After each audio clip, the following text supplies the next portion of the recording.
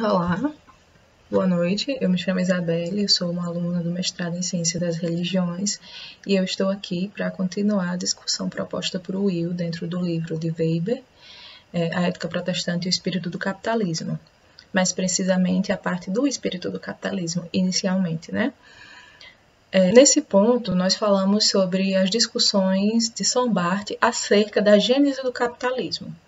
Ele faz a distinção entre a necessidade e a aquisição como dois princípios orientadores da história econômica.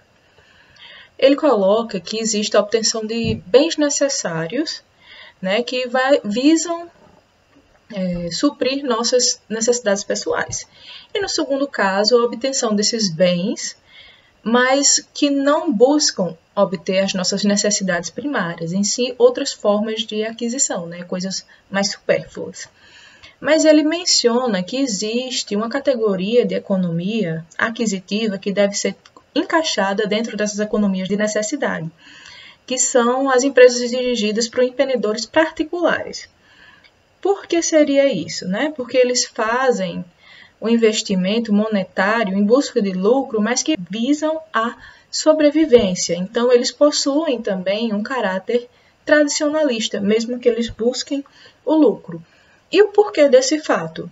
O fato que caracteriza eles dentro dessa categoria tem como exemplo o caso do Benjamin Franklin, que são de pessoas que não pertencem a uma aristocracia comercial. Essas pessoas muitas vezes saíram de classes emergentes ou baixas com pouco ou nenhum dinheiro para investimento e conseguiram ascender socialmente. Então, essa categoria específica, ela sai de dentro da categoria de obtenção de bens não necessários, né? Ele menciona o fato de que no século XIX, esses representantes não eram os cavaleiros clássicos que nós estamos acostumados a ver, mas sim os novos ricos que ficavam mais ou menos em Manchester ou Westphalia. Essas empresas foram criadas principalmente pelos novos ricos e não pelas pessoas que já tinham fortunas antigas de gerações e gerações. Weber ele dá diversos exemplos de como, por exemplo, a administração de um banco ela só é possível através de um negócio capitalista, né? Ele menciona, por exemplo, que negócios anteriores a isso, por exemplo, comércios exteriores, que navios e outras coisas nesse sentido, eram baseados em monopólios, né, em concessões e privilégios legais. Já no comércio varejista, não estamos falando de pequenos comerciantes sem capitais, né? Trata-se de um movimento que desbancou o velho sistema de produção e revolucionou de forma que, dentro dessa discussão, Sombart ele dá diversos exemplos, por exemplo, que anterior a isso, na velha política econômica, o comércio exterior ele era baseado em monopólios e privilégios legais, mas posterior a isso, administrações de bancos ou atacadistas, de formações ou comércios varejistas dependiam de um espírito capitalista, né? Não poderiam ser dirigidos com um espírito tradicionalista. E isso revolucionou o sistema econômico da época.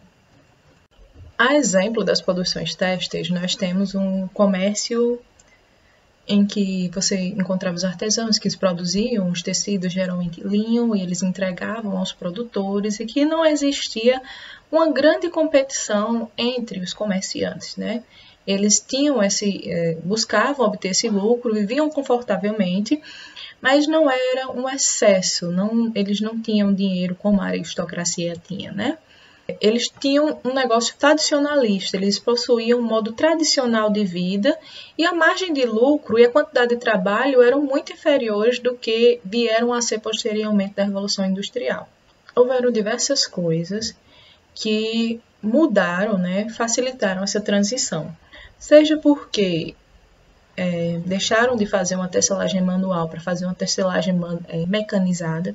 Além da mecanização da tecelagem, o que mudou muito, transformou esse método de vida foi a questão de que famílias completas de produtores vieram à cidade, vieram começar a trabalhar, vieram para as fábricas e de camponeses eles se tornaram operários, né?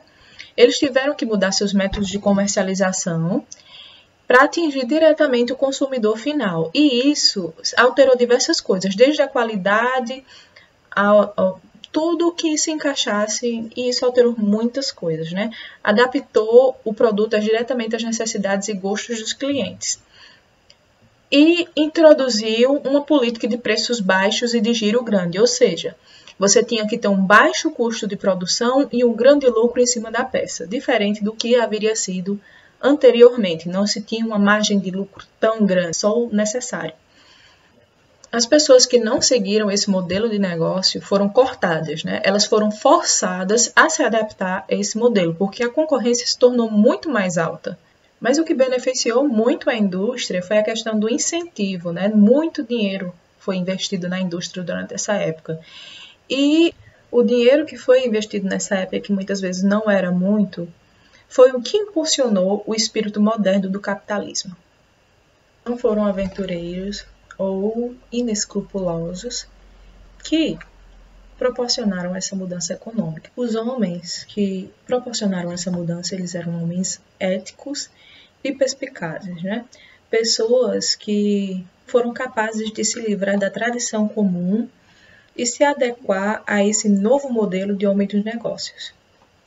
Diferentemente das ideias religiosas, podemos dizer que nesse momento a chave para o sucesso de negócios desses homens foi o humanismo liberal, pois na época em questão, ideias semelhantes a essa poderiam ser vistas de forma negativa, diferente de hoje em dia, né, que as pessoas imbuídas do espírito do capitalismo são indiferentes e não hostis à igreja. Mas uma discussão muito séria a ser feita acerca disso é por que nós temos que trabalhar horas e horas seguidas sem nenhum descanso, né? Por qual é o sentido de trabalhar sem ter nenhum tipo de retribuição? Mas o que aconteceu com cada vez mais frequência é que os negócios, eles foram demandando cada vez mais da gente, né? Até o ponto que o homem começou a viver para seu negócio quando deveria ser o contrário, né? O negócio que deveria permitir a nossa vivência. Obviamente que nós temos que reconhecer que a riqueza, ela desempenha um papel, né? Se nós formos pensar em países como os Estados Unidos, essa necessidade de poder e de reconhecimento levou a uma grandeza quantitativa gigantesca, né? As pessoas, elas lideraram movimentos de enriquecimento pela população. Obviamente que o desejo pelo poder e pelo reconhecimento da riqueza desempenha um bom papel. Se você for analisar nações como os Estados Unidos, isso teve um impacto no imaginário da população gigantesco. E as pessoas romantizaram isso e começaram a investir. As pessoas que desempenharam isso, elas são verdadeiros líderes, né? E não exatamente empreendedores de sucesso. Mas se formos analisar o caso da Alemanha, em especial, nós vemos que o empreendedor alemão capitalista, ele precede, né? Ele vem após a decadência.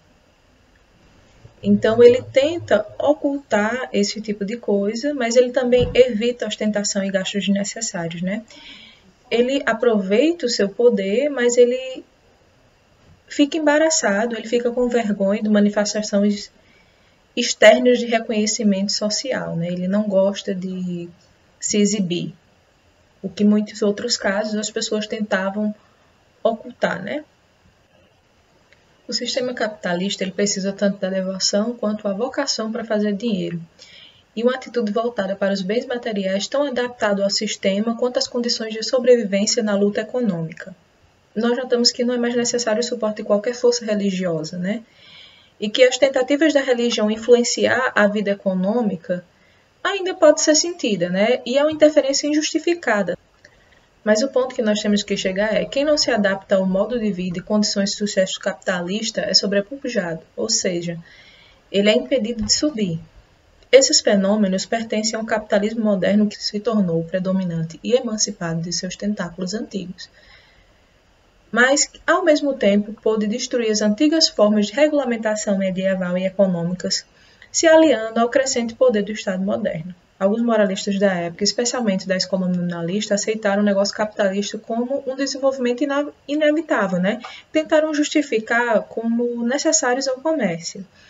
Mas a doutrina dominante rejeitou o espírito da aquisição capitalista como algo que não era eticamente positivo. E uma atitude como a de Benjamin Franklin era impensável, né? Principalmente dentro dos círculos capitalistas, já que todos estavam atados à igreja tradicional. Enquanto essas pessoas estivessem ligadas à igreja, era eticamente indiferente, né? Isso era tolerado, mas existia um contínuo perigo com a doutrina da igreja, né? Seria algo que poderia levar você a não ser salvo. Essas tendências, juntamente com a heresia, eram vistas com desaprovação. E, em muitos casos, após a morte dessas pessoas, a maior parte desses bens era transferida à igreja, como se fosse uma espécie de pagamento de uma dívida de consciência, né? Que por muitas vezes retornavam como usura aos devedores anteriores de quem tinha sido cobrado anteriormente, né? Mas o que o capitalismo necessitava era uma base racionalista, né? Até porque eles trabalhavam tentando suprir a humanidade de bens materiais que eram precisos, né? E além disso, como se é lido nos relatos de Franklin, como Solbart diz, havia também melhorias nos aspectos físicos da Filadélfia, né? Contribuição no progresso econômico da sua cidade natal, no sentido populacional, no volume de negócios, dentre muitas outras coisas, né? E é dentro dessa parte racionalista que nós podemos introduzir o protestantismo e suas posições fundamentais do racionalismo, né? Essa história do racionalismo mostra que o desenvolvimento não segue caminhos paralelos aos vários aspectos de vida. Dentre eles, nós podemos notar com respeito à racionalização do direito, né, privado, né? Que era uma coisa vista desde o Império Romano que se perdeu durante parte da Idade Média e que voltou após o Renascimento, né, na Inglaterra. Mas isso não foi bem acolhido, uma vez que as classes dominantes elas utilizavam as doutrinas de Voltaire. Então foi muito difícil colocar esse tipo de coisa em prática. Mas nós estamos aqui também para identificar de onde foi que surgiu essa ideia de devoção ao trabalho, que é tão irracional ao ponto de ser autodemonista, né? E estamos interessados na origem desse elemento irracional. Para além disso, nós temos que discutir a concepção da vocação de Lutero, né? Que é parte da palavra inglesa calling, que vem da conotação religiosa, uma tarefa confiada por Deus, né? Então, para você comer ou beber, você tinha que ter exercido algum tipo de trabalho. Portanto, era algo natural, neutro. Lutero encarava a renúncia dos deveres desse mundo como produto do egoísmo, né? A abstenção de obrigações temporais. Então, logo, se você não fazia isso, você não estava contribuindo e isso não agradava a Deus. Então, nós tínhamos que cumprir com nossos deveres mundanos. Era o único modo de nós sermos aceitados por Deus. Sendo assim, o trabalho dignifica o homem, já que nós estamos somente representando a vontade de Deus. Então, isso é uma vocação legítima aos olhos de Deus. E essa justificativa moral foi extremamente importante para que houvessem bons resultados da reforma, justamente por essa participação de Lutero. Mas nós temos que reiterar também que Lutero não pode ser reivindicado pelo espírito do capitalismo, em qualquer sentido que seja. E ele não seria partidário de qualquer coisa vista como ponto de vista de Franklin, né? Lutero, ele lutou tanto contra a usura quanto contra qualquer forma de juros, né? E se você for partir para o modo capitalista de vida, são coisas que não se encaixam, né? Porque ele queria uma esterilidade do dinheiro, né? Mas o que nós podemos aprender a partir disso é que, consequentemente, a concepção de vocação no sentido religioso para essa conduta era susceptível a diversas interpretações. Então, isso se atuou de diversas formas diferentes, né? Lutero era tradicionalista, ele leu a Bíblia dentro do ângulo de sua tendência e permaneceu tradicionalista em todos esses tempos. Para ele, o indivíduo deveria permanecer na sua condição e na vocação que Deus o havia colocado, né? Restringindo as atividades mundanas ao limite imposto pela condição de vida estabelecida. Então, se você era pobre, você teria que trabalhar dentro daquilo que você estava colocando. Então, isso limitava muito o que a gente poderia ser, né? A vocação, no sentido luterano, ela é minimamente discutível para o que nós estamos falando, né? Mas não significa que ela não é importante para a nossa investigação. Apesar de que esse significado pode não ser derivado diretamente da atitude de Lutero. Tampouco possa ser associado a outros ramos do protestantismo. Mas, como nós já chamamos a atenção para o calvinismo e outras seitas protestantes no início do capitalismo, o luteranismo ele também possui essa sua importância. Mas até hoje o catolicismo vê o calvinismo como seu real oponente. Isso pode ser parcialmente explicado pelas bases puramente políticas.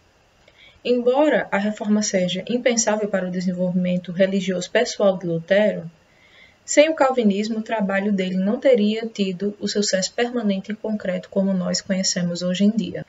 Contudo, isto é a razão da repugnância comum entre católicos e luteranos, que reside nas peculiaridades éticas do calvinismo, embora seja uma análise meio superficial.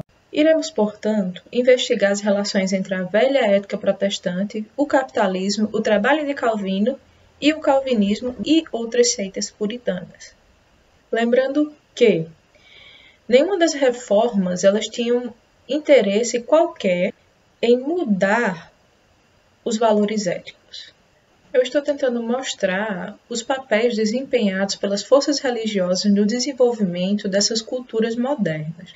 Em que medida essa cultura pode ser influenciada pela reforma, mas ao mesmo tempo nos libertando da ideia de que é possível reduzir a reforma protestante a um resultado histórico, né? Nós temos que entender todas as suas facetas, desde a parte econômica, a parte social, a processos políticos, as mais demais coisas, né? E também as igrejas recém-criadas. Sem intenção nenhuma de querer sustentar a tese de que o capitalismo possa ter surgido como resultado de certos efeitos da reforma protestante. Mas, em resumo, toda essa discussão tem como papel mostrar que nós não temos a intenção de demonstrar que o capitalismo, ou o espírito do capitalismo, ele possa ter surgido como resultado dos efeitos da reforma ou outros sistemas. É importante nós notarmos que a organização capitalista do negócio é mais antiga do que a reforma, para falar tal afirmação, né? Mas o que nós queremos demonstrar é que a reforma ela tem um papel na formação qualitativa e na expansão desse espírito capitalista pelo mundo. Mas, na medida do possível, nós tentaremos mostrar e esclarecer até onde os movimentos religiosos influenciaram o desenvolvimento da cultura material, para avaliar em que medida o desenvolvimento histórico-cultural da modernidade pode ser atribuído a tais forças religiosas e quais foram esses outros fatores.